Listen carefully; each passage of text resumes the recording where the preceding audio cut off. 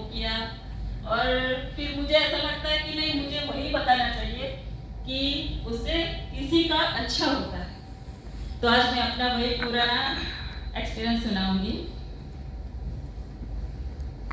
आज से 15 साल पहले की बात है।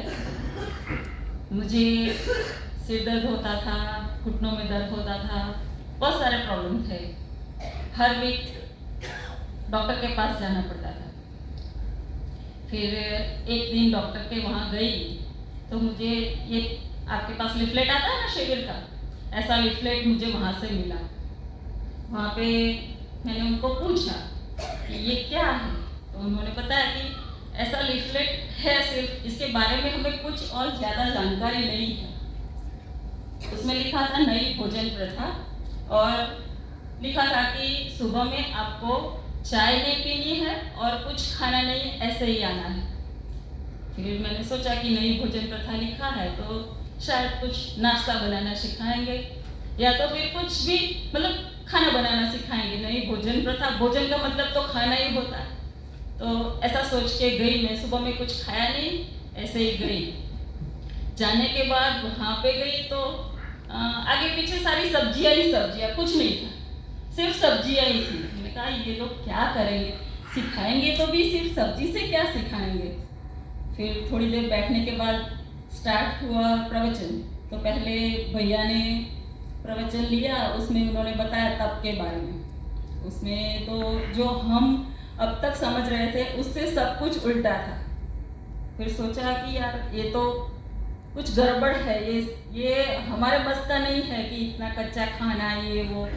फिर सोचा कि नहीं, अभी आए हैं तो पूरा सुन के ही जाते हैं। फिर दोपहर में श्यामा दीदी का लेक्चर था। उन्होंने सेवा के बारे में बताया और सुमिरन के बारे में बताया। उन्होंने सेवा के बारे में जो बताया उसमें से मुझे एक बात अच्छी लगी, वो कि आपके पास 3 साल से जो भी पुराना चीज़ पड़ा है आपके घर में या आपके पास जो भी है, वो आपको घर में नहीं रखना है, निकाल देना है।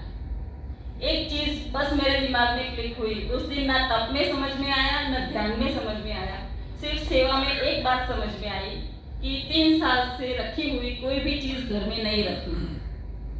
उसके बाद नाश्ता किया, वहाँ पे खाया, सब कुछ करने के बाद घर पे गई।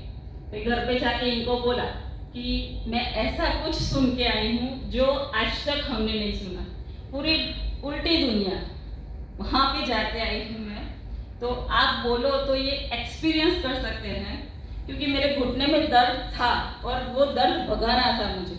डॉक्टर ने बोला था कि आप नीचे नहीं बैठ सकती, ये नहीं कर सकती, वो नहीं कर सकती, बहुत सारी बंदिशें लगा दी थी डॉक्टर ने।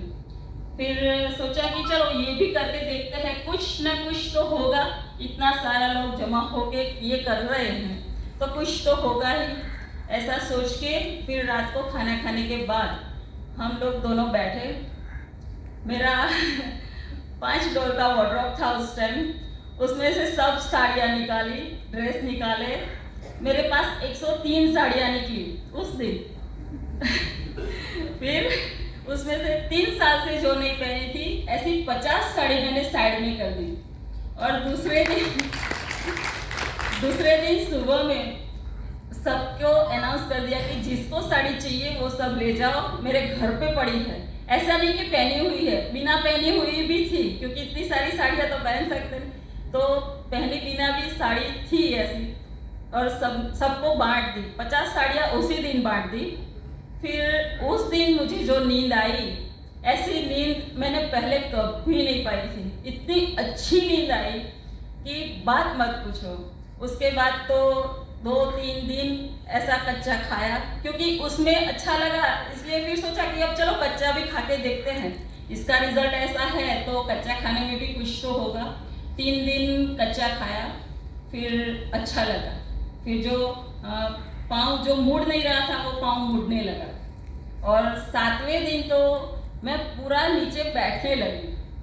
और 13वें दिन, जब 13वां दिन था, उस दिन मैंने इनको बताया कि अब मैं नीचे बैठ सकती हूँ, अब हम अपने घर से डाइनिंग टेबल भी निकाल देते हैं। तो उस दिन हमने डाइनिंग टेबल भी निकाल दिया घर से।